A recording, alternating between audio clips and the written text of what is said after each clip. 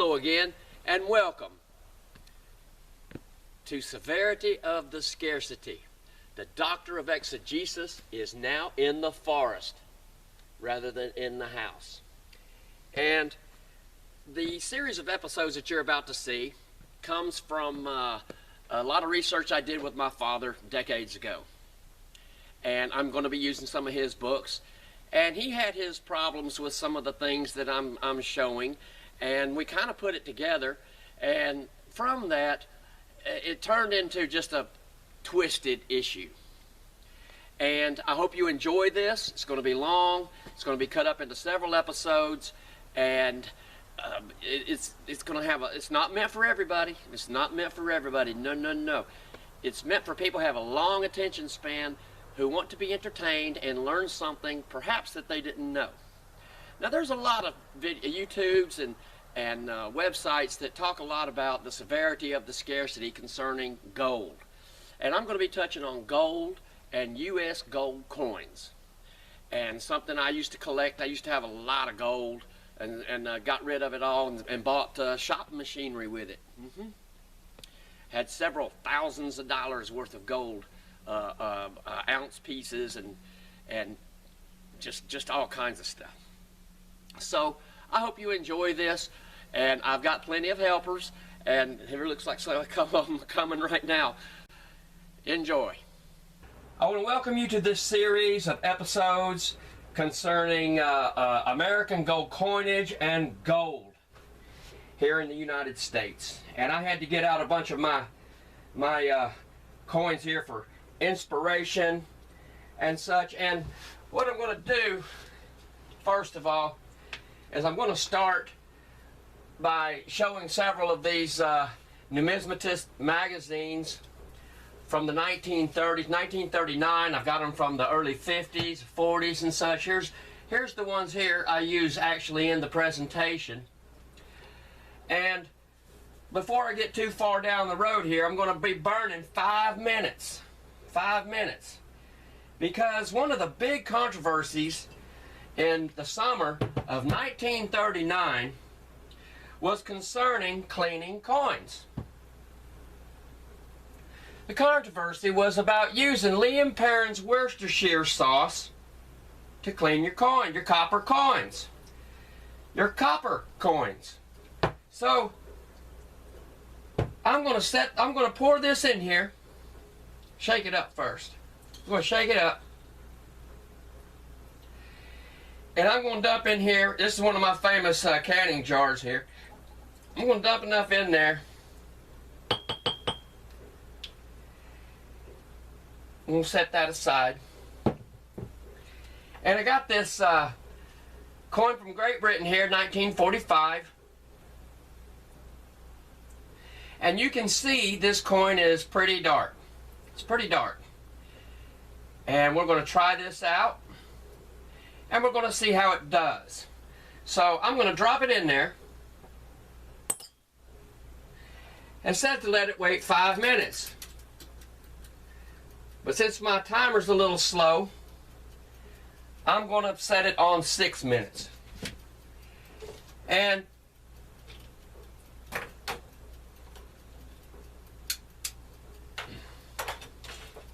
I had to get out a bunch of my coins, my proofs, uncirculated. I've got gold coins and slabs here. I've got other gold proofs. I got different presidential heads. I've got Clinton, Obama. I got a Trump head. I've got Ikes in here everywhere. Where's Ike? Where's good old Ike? Here's some Ikes. I got Kennedys. I got Ike proofs. I got Ike uncirculateds. And oh, there's a beautiful Kennedy. $50 there. Man, that's a nice proof, 1980. So I've got all these coins, and I just have them out to share. And there's my Clinton head. And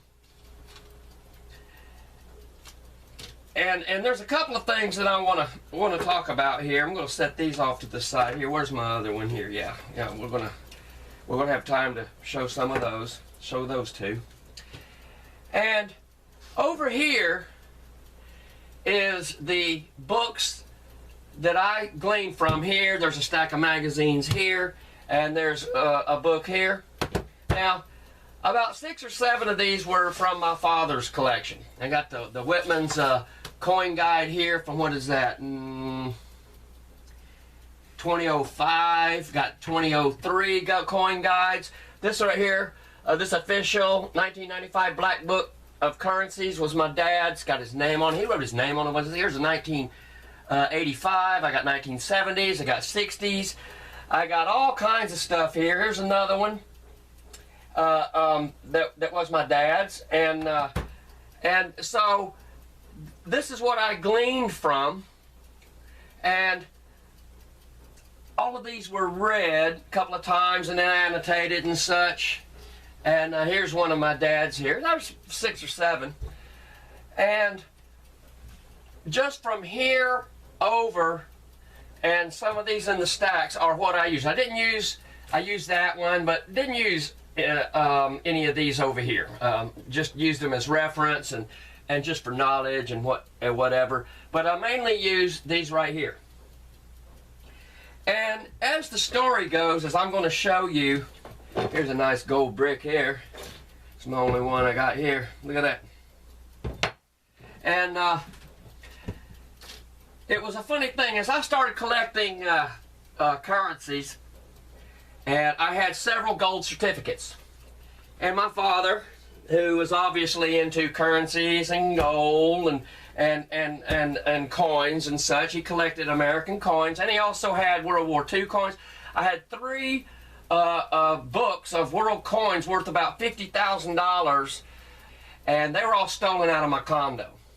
And it was only about a year later that I figured out, I think, who did it. Nevertheless, I'm going to look at some of these, and we're going to talk about some stuff. And the currencies that I collect, I had several what they call gold certificates. And I believe that's what I'm first going to jump into, is showing you the gold certificates and why my father had a problem with the gold certificates. Because the gold certificates were supposed to be all turned in 1934.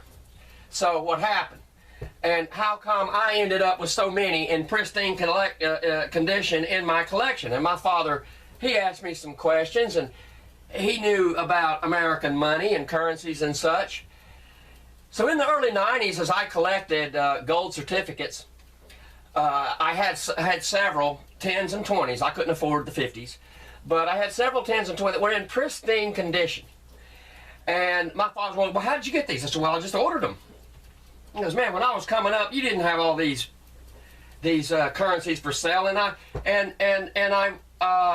had my Stanley Moritz catalogs there, and he looked through them, and he loved the Stanley Moritz catalogs. We're going to talk more about Stanley Moritz and his catalogs a little bit later on, farther down the road. And so part of what we were doing, okay, we just hit the mark there. So I'm going to take this coin right here, is a bath of water. I'm going to take that coin out, and I'm going to wash it off in this water here.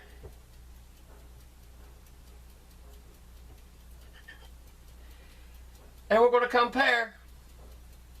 That coin was probably in close condition to this one here. And you can see that Worcestershire sauce cleaned it up just fine. Didn't make it real shiny and bright. Ow!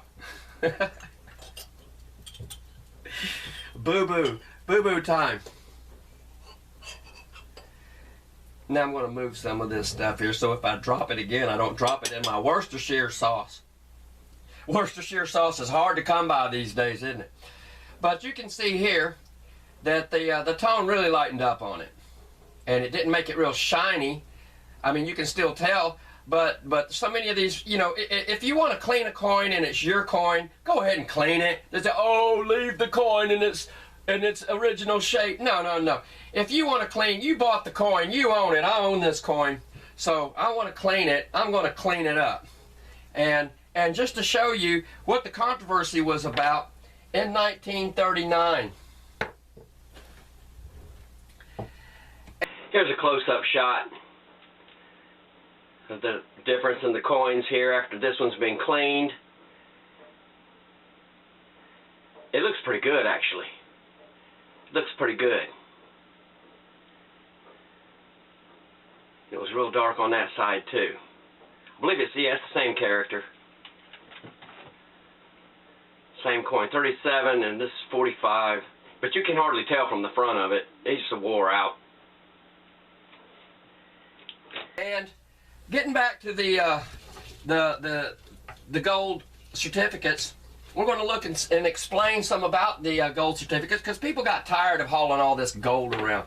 I mean, you put that in your wallet, and you put a few of those, you probably can't hardly walk. So as we delved into it, well, the gold certificates that came about, by 1964, they were made legal to own again. But by 1934, they were illegal to own. And everybody was supposed to turn them in. You could not use them as currency. You had to turn them in, all of them, in at the bank. Well, people took their currencies, and they knew that it was going to be worthless, so the first thing they did was they took their stuff to the bank, or a reserve bank, or wherever they wanted to, and turned in their gold certificates. Well, then what happened to them? How come so many of them hit the market by the late 1970s, and through the 80s, and through the 90s? Well, what happened? How did they all end up in pristine condition? That's what we're talking about, is pristine condition. How in the world? Who had them? Who had them? Or were they simply stamping them out? So now, I want to say a couple of things before we really dive into this. Is this presentation or series of episodes is not about, I'll have to put that in another holder, keeper, trying to deter someone from collecting coins. Because anyone can go into a coin shop. You can take a youngster into a coin shop and let them look and stuff, and you can come out with a whole bag of coins for $20 that are just really nice coins. It's not an expensive hobby to get into, which, whether or not you want to get into the gold pieces or not, okay, fine. But we're going to explain some of that, and I just want to caution you to be on your wares and to know what to look for and what not to look for. So we're going to jump into that. And if you have a young son or a daughter that's wanting to learn something a little different, and you take them to a coin shop and you buy them some proof coins, real shiny stuff, and they get it home, and then they look online and try to find out more about that coin, and maybe see what that coin is worth, maybe study the trends of that coin. Maybe in 5 years that coin may be worth $1 or $2 more. Who knows? Well, there's a beauty there, isn't it? Phew. So this is not to deter anyone from collecting coins. Like I say, my father collected coins. I've collected coins. I even had a really big stash of gold at one time. And so just want to point that out. And collecting coins is an interesting hobby. Been around coinage all of my life. But you want to be aware of certain things. Okay, now, right here, I've got a piece dollar from 1922. And here it looks like a piece dollar, but it's not. It's not a piece dollar. Hey, squirrel, you coming up? Come on up. Come on up, girl.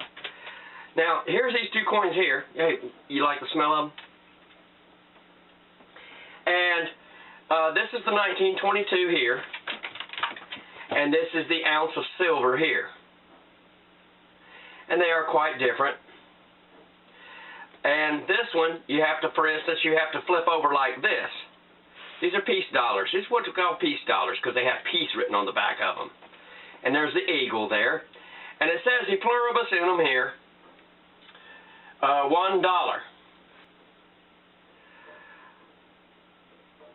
Well, this one right here, to get the eagle to stand up like this one is, you have to turn it sideways, okay? No two bits about it. The fonts are different, and instead of e pluribus unum, this says right here, 0.999 fine silver, 1 troy ounce. It's got peace at the bottom. Well, would anybody be so stupid as to think that this coin was meant to be a fake of this coin? No. But if I take this coin here into a coin shop, they will say that they will buy it from me. But this one here, it being a troy ounce of silver, and I've had this ounce of silver here probably over 30 years. And so if I were to take this to the coin shop, well, I actually took it to a couple, and they did not want it. They told me that this is not something that they sell. So, well, it's a troy ounce of silver. Oh, no, because they were so afraid that it was fake, and this is like several years ago. Even though I knew it wasn't, I got it 30 years ago. It is for real. It's an ounce of silver. This is I had dozens of these that I bought at a local. So just beware that sometimes you buy a coin, an ounce of silver somewhere, and you take it down the street on the same day, they might not even buy it from you. Just saying. They might not even buy it from you. Check out all these nice coins. I got, here's Clinton head, Trump head, I got Obama, I got Kennedy, I got Ike's, I got a bunch of presidents. Look at that, 1980 proof Kennedy. Oh man, that is an awesome coin. Got slabs here. Got other gold coins. I got silver coins too. No biggie. It's just similar to a peace dollar. This is what we call a peace dollar here. You got peace and Morgans and such different dollars, which we're going to get into. But so just beware that when you go and you buy silver or gold, if you take it to a different shop, then they're not going to give you what you paid for it. They're not going to give you what it's worth. They may not even buy it from you. They may not even be interested. And so we're going to get into some more concerning gold.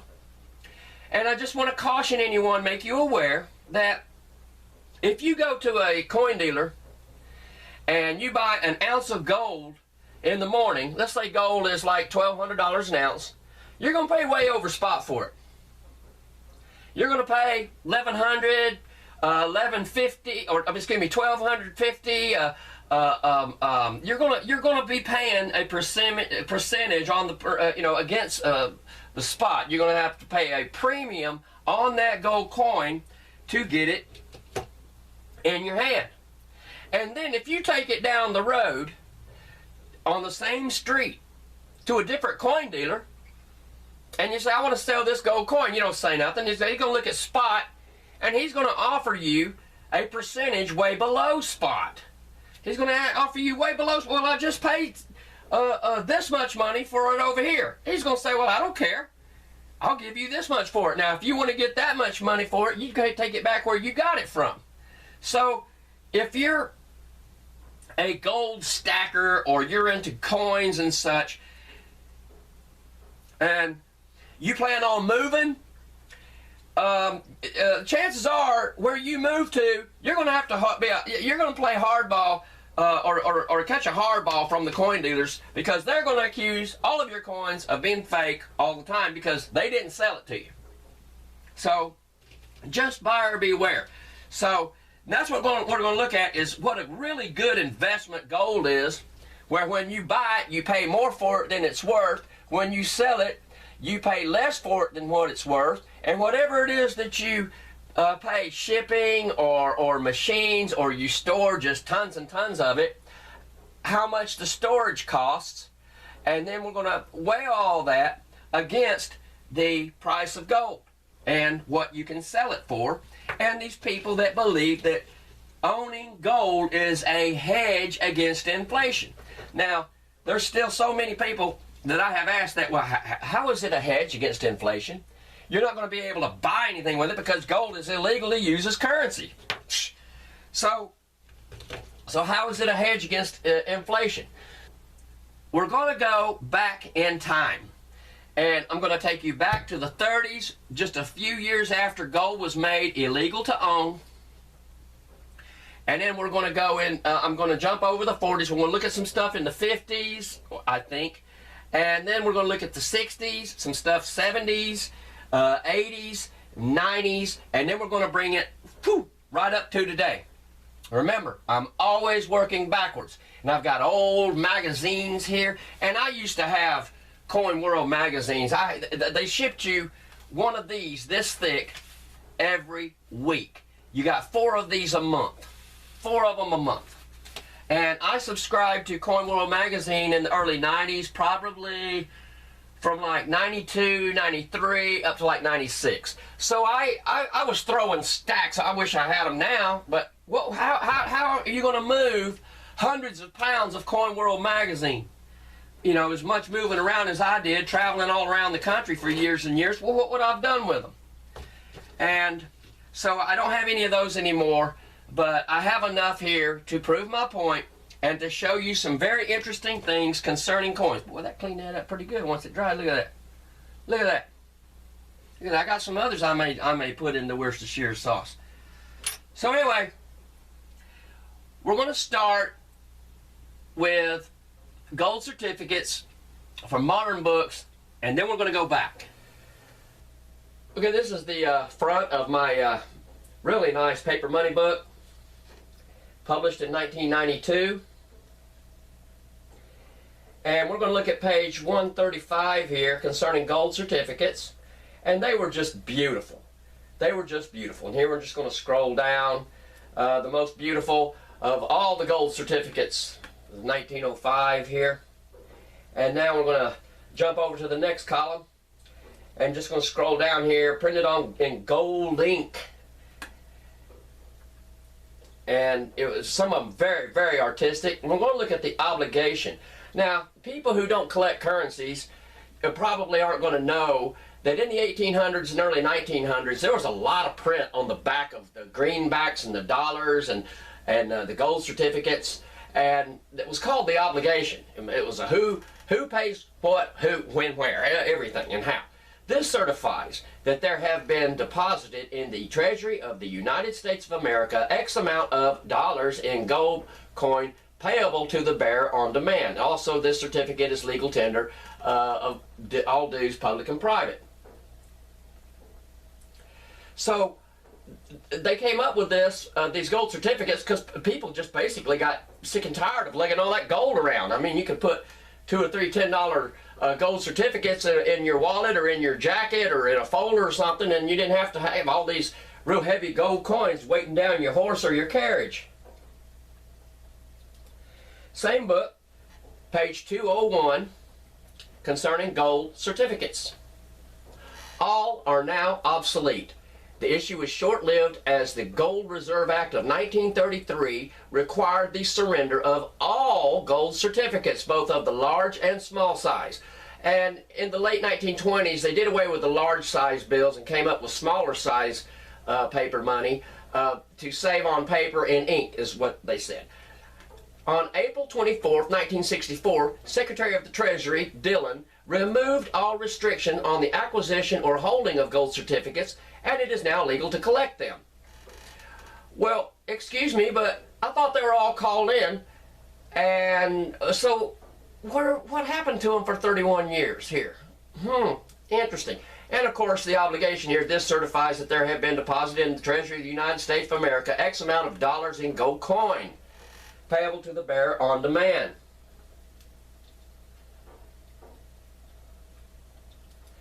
This is one of my father's books, the official 1995 black book price of paper money. And we're going to go over to gold certificates. Page 26. In 1933, all were ordered returned to the Treasury Department for redemption, including those in possession of collectors. A new law in '64 permitted their ownership by collectors.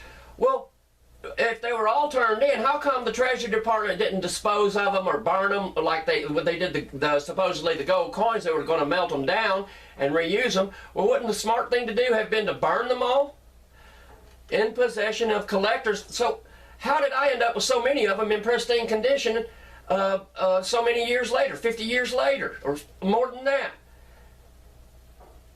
In possession of collectors. Who held on to them for 31 years? Was it the Treasury Department and then they just reissued them out or sold them out the back door to their friends and buddies in Baltimore and Washington, D.C., New York City, Chicago, etc., etc.?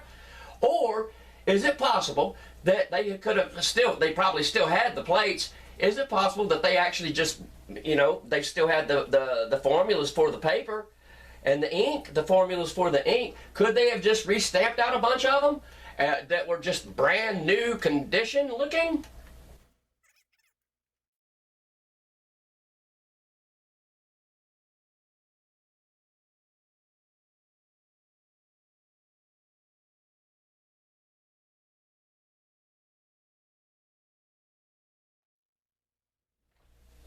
I'm going to show this cover here from July of 1939, and this is what all of the front covers pretty much look like. This is how I annotate them, and this is their seal right here. American Numismatic Association. And I'm going to jump into May of that year, and I found this article here interesting. Counterfeit decorations and coins. It's talking about the manufacture of counterfeits, which are fakes. Counterfeit is a fancy name for fake. Fakes which were not even imitations of the genuine. In Padua, which is in northern Italy, a town in northern Italy, about the 1500s, two engravers, Cavino and Bastiano, made coins and medals. They became so skillful that their copies could not be detected from originals and sold as genuine coins and medals. They are the origin of the name Paduan, applied by collectors to any ancient coin of modern make. Now I'm just touching a little bit on ancient coins, getting going here, because this ties in with, I've done what, 4 videos on ancient coins, and a lot of that applies to here. Those are interesting to lead up to this because I exposed several mysterious questions concerning ancient coins, and I'm going to bring that over and start to use that here. Ancient coins of modern make. This is from 1939. One of the most industrious coiners was a man from Hamburg by the name of Becker. He made many thousands of coins purely from imagination without any historical authority. Well, he proved that it could be done. He proved that it could be done. And people still today, I feel, are doing the same thing. And the only people that can bust them is Paul and myself. He made many thousands of coins purely from imagination. Today, you find some of the Becker coins in some collections. Of course, a numismatist of standing would not offer the fakes for sale, but now and then one will drift past the horizon of the numismatic world. Experience is the only guide to detect counterfeits of ancient coins. Well, hello, I guess I'm just patting myself on the back there. In America, dangerous counterfeiting had been carried on for years. Look at this, especially among the old and rare American pieces. Remember, he's talking old and rare, and this is like 1939. The absence of a clear sound will soon detect those counterfeits. Okay, now, a lot of people might not realize that the absence of a clear sound, that means that the sound of the coin when you flip it, when you ching it, the American gold, silver coins, they have a ching, ting, a real high-pitched ring to them. If a coin just goes thud on like the ground or wood or whatever you want to test it on, if you think it's fake, it doesn't give a clear ting. And that's why they're talking about here the clear sound. You might not have caught that. By examining the coin carefully, a mark around the coin's edge is the telltale, as most are electrotypes. These coins are filled with silver solder or with silver. Look at this. Nearly all the rare American pieces are reproduced. Yes, sir. Be on your guard against them. Couldn't be more clear than that, could it? Okay, next we're going to go into July. I'm going to look at this. I found this interesting. All-time high in money circulation. Money in circulation neared an all-time high record in June. The Treasury said $6.967 billion worth of coin and currency was in circulation outside the U.S. Treasury on May 31st. equal to $53.15 per person in the United States. It is only exceeded by 1920 when it was $53.06 more. The May 31st figure represented a gain of 45 cents per capita over the preceding month. Now check this out. Part of the recent gain in the amount of money apparently in circulation, however, has been due to the shipment of American currency to European hoarders. Well, what? Who's shipping the money over to Europe for them to just sit on it? And who's paying for the shipment? Has been due to the shipment of, why are we in 1939 shipping our currency to European hoarders? I'm just asking. Who's paying for it? Now let's jump up to September. September of 1939. In the old days, whatever that was, when they made proof coins, the figures of the number minted were not included in the mint reports. Now I'm going to be touching a lot of proof coins. We're going to see how rare these how scarce these proof coins are. They're not recorded in the mint reports. There probably does exist somewhere in the U.S. Treasury archives a record of the actual number of proofs struck. But, look at this, but it has never been published. It's never been published. The author continues here, the number of proofs struck is really smaller than most people imagine. Well, what? If it's never been published, how do you know that? I'm just asking, or perhaps they are beginning to realize it. Look at this. Look at the way proof prices have been soaring in the past few years. Why wouldn't they record these numbers? Why wouldn't any of these numbers be published? Now we're going to October of the same year in the same publication, and these pages go in succession. They ascend from issue 1 and just keep going through the end of the year. And I'm showing this right here to vindicate my longtime friend and colleague, Paul Schaffranke. Because back in the early 90s, Paul was deciphering Caius Gaius C as Caius Gaius on tablets. He also used Q as Quintus, and he used Q also as Quintilian. And then he also used N as Numerius on the famous Numerius tablet. Brilliant decipherment. Absolutely brilliant decipherment. And then here's a good one-liner here about the G and the C being interchangeable in inscriptions and coins in Old Latin back 2,000 years ago. And the scholars, the American scholars, the philologists, the linguists, these people that claimed that they knew something about ancient history or ancient Roman history, they were like, how do you know that C means that one C means Caesar or Gaius or Caius? How do you know that? How do you know? You can't just do that. You can't just make it up. And the same thing with the Q in Quintus and Quintilian. They didn't know. In the N, you can't take an N and make it Numerius. This is because Schaffranke was light years ahead of them. These guys were idiots. They were idiots. Look at all the abbreviations here for Sextus. He's all over the place. All over the place. So I just wanted to show that for my colleague Schaffranke, so that he has been vindicated completely and just proven that American scholarship when it comes to ancient history is totally in the tank. These guys are out in left field and don't have a way home. Now we're going to jump into November of the same year. We're going to spend a little time with this. August gold shipments since April. I found this to be very, very interesting. Gold shipments from Europe, accelerated by the current war threat, raised the United States stock of the metal by about $405 million during August.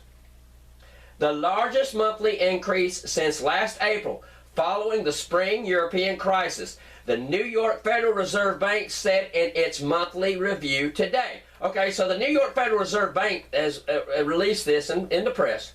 Now, gold shipments from Europe. Well, what is involved with the gold shipment from Europe? they didn't really have massive cargo planes that could carry several hundred tons, because I'm going to show you here that they must have been shipping close to 100 tons a week if they're going to get all this into 1 month. Okay, so imagine in your mind what it's going to take. Okay, England is getting their gold out of the country because here comes Hitler. They got to get that gold from London onto boats, get them out, get them to sea. It has to be loaded with cranes. You have to have officers, armed guards, accountants, everything. People, 24-hour watch on the gold bars all the way across the ocean, and then once it gets to its destination here at some port, Norfolk, Richmond, Washington D.C., Baltimore, wherever, it has to be unloaded under guard of all the physical and all the expense. Well, who's paying for it? If gold has to be shipped out of England, who's going to pay for it? How are they going to get there? Okay, now, we're going to look at this number here. I'm just asking a question there. It had to come by ships. $405 million worth of gold. At the time, gold was only worth $35 an ounce. So we can say that that was probably about 11,571,000 plus ounces. And then you convert that down to grams, because it's not a regular ounce, and then move it into pounds. And what you end up with is about 396 plus tons. 396 tons over that. Okay, so how are you going to move that much in a month? And since it was since last April right here, well, how much was moved in January, February, March, May, June? I mean, how many? Possibly thousands and thousands of tons of gold. But did that gold increase in value? No, it did not. It was stable, because that's what we want, is a gold standard, huh? Gold standard, where something never increases in value no matter what happens to it. Think of all the expense, all the fuel that it took, food to supply the crew to get that over here. Just a question. Gold imports were supplemented by releases and sales to the United States Treasury of gold that had previously been placed under earmark here for foreign accounts. No big deal there, but look at here. In the 3 preceding months, that would be what? May, June, July. A large part of the incoming gold had been added to earmark holdings here. Well, naturally. But after reaching a maximum, what? Reaching a maximum of $1.3 billion on August the 1st. Well, what is reaching a maximum of gold? Hey, don't bring us any more of this gold, man. We've got so much gold, we don't know what to do with it. We may have to build another building or 2 or 3 or 4. Just quit bringing us all this gold. We don't know what to do with it. Yeah, right. And that was 3 months prior.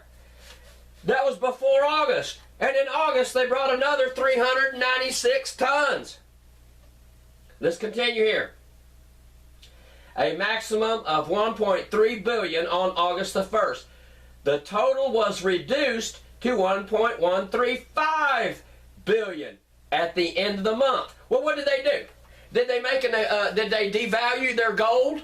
Did they erase the price? Did they spin it? Did they give it away? Did they devalue it? Did they steal it? How do you reduce the price of gold in 1 month? What is that, 150 million plus dollars?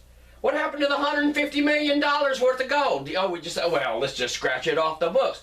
The total was reduced? Well, what does that mean? I'm just asking for some logic here. Now, we're going to go here. This is a composite list that I have made from 1939 concerning the advertisers in this American Numismatic Association catalog. Every person or company that you see here was a big player in advertising in this book of 1939, this series of catalogs and books. All of these guys were selling and buying gold. They were buying gold and selling gold.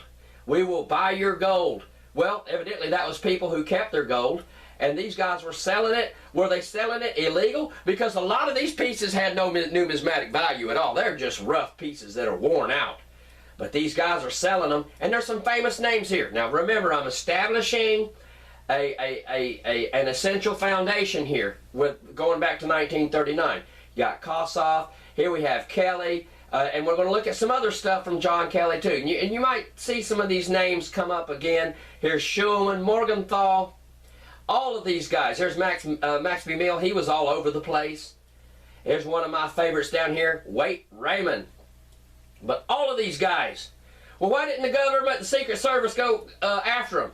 Say, why are you selling gold? But all of these guys had massive, massive gold items, gold coins, printed, stamped out way before 1933, for sale at premium prices, and some of the worn out ones at more bargain prices, but they were all over the place selling gold. Was it illegal? Well, yes it was. How'd you get away with it? Well, I'm going to let you figure that out. I'm just going to point out the facts. I'm going to point out the facts. Remember, gold ownership is illegal. By the late 1930s, it should have all been turned in. Yes, sir. Yes, sir.